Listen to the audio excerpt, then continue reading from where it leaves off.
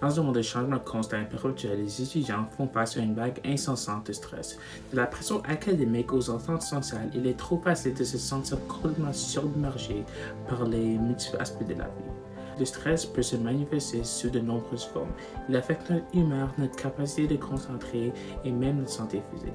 Au Canada, la prévalence du stress parmi les étudiants est estimée à 72%,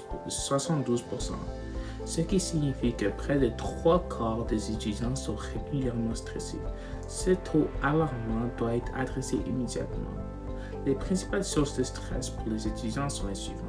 Les tests à venir, des charges trop lourdes de travail en général et trop de devoirs. Cela dit, comment pouvons-nous aborder le problème et réduire le stress? Alors que les mesures telles que l'élimination des examens sont radicales et irréalistes, des efforts pour réduire la quantité de devoirs ou les éliminer entièrement pourraient avoir des résultats positifs.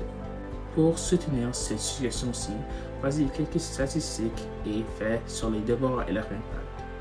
Tout d'abord, selon des recherches menées dans des écoles de plus de 47 pays, les pays qui attribuaient le moins de devoirs, comme le Danemark et la République tchèque, obtenaient des scores bien plus élevés que ceux attribuant le plus de devoirs, comme l'Iran et la Thaïlande.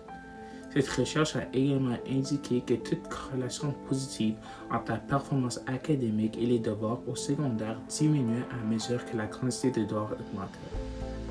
Depuis, selon un autre sondage mené auprès de 4300 élèves dans des écoles performantes, plus de 70% des étudiants ont déclaré être souvent ou toujours stressés par le travail scolaire. 56% d'entre eux citant les devoirs comme le principal facteur de leur stress.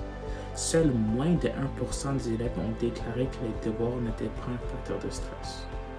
Donc, en tenant compte des faits mentionnés, on peut conclure que les devoirs peuvent être plus nuisibles que bénéfiques aux élèves.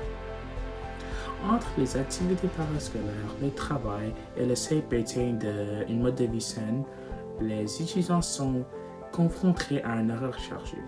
Par conséquent, le fardeau des devoirs n'est peut-être pas la meilleure solution pour accroître l'apprentissage.